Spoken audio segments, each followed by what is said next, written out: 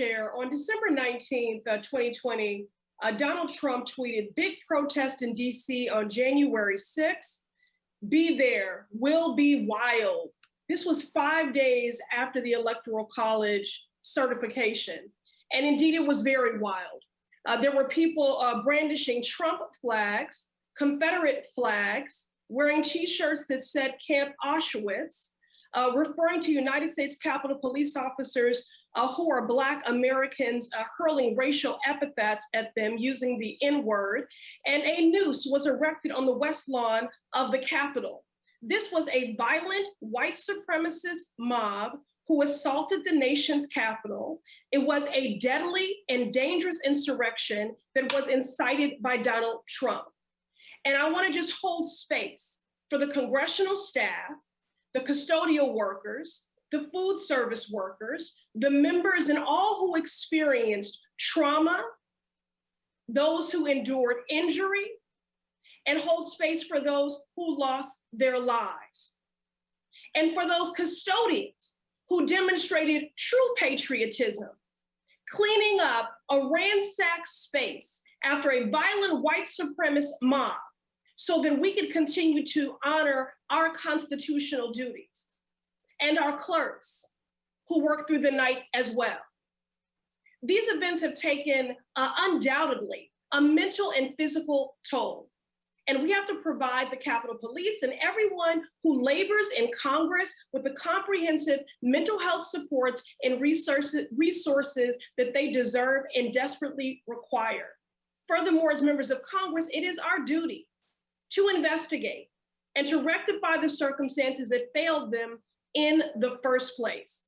The response by the DOJ and the DOD on January 6th was delayed, it was disorganized, and compared to previous months, it was deficient. When community organizers and people of all ages took to the streets chanting Black Lives Matter following the murder of George Floyd last May, the Trump administration used every tool at its disposal to try and stop them, including rubber bullets and chemical warfare. Former Secretary of Defense Mark Esper said, quote, "I think the sooner that you mass and dominate the battle space, the quicker this dissipates," unquote. Here in DC, to intimidate peaceful protesters calling for racial equity, the Department of Justice activated a plethora of federal law enforcement agencies, including the U.S. Park Police, FBI, Bureau of Prisons, U.S. Marshal Service, ATF, CBP, and even the TSA. Armed federal officials were wearing unmarked gear and they dominated the streets. Mr. Rosen, you were Deputy Attorney General when the racial justice protests took place during the summer of 2020. Mr. Rosen, were you aware of DOJ's efforts to mobilize a federal security response during the summer of 2020 in the streets of Washington, D.C.? Yes or no? Congresswoman, I'm going to say what I said before, because I think it's important to start with the fact that the entire time I was at the Department of Justice, I deplored and had no patience for any forms of hatred, bigotry, discrimination.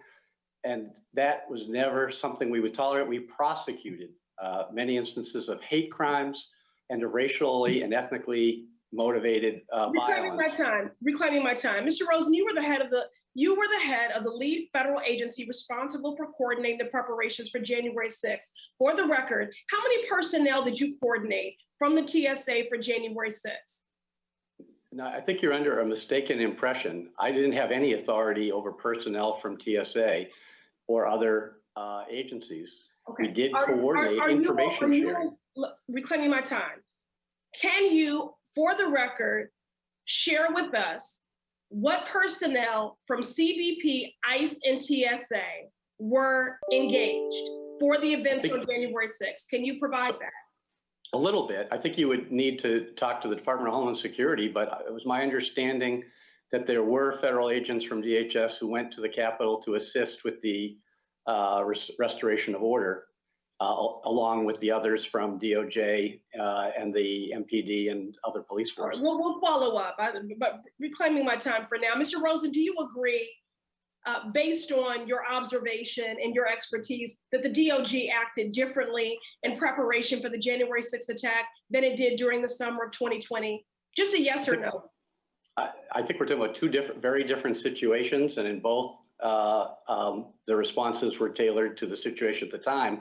I would say that on January 6th in particular, because that's what I'm here for today, I feel that while it was a horrendous day, and I appreciated the justified anger that you and others have expressed, because I don't think anyone in Congress should ever have to deal with that again and shouldn't have had to that day. Mr. Rosen, But yes I do or think no? the DOJ Was the responded preparation appropriately. different? Yes or no? Was it different for Black Lives Matter than it was on January 6th?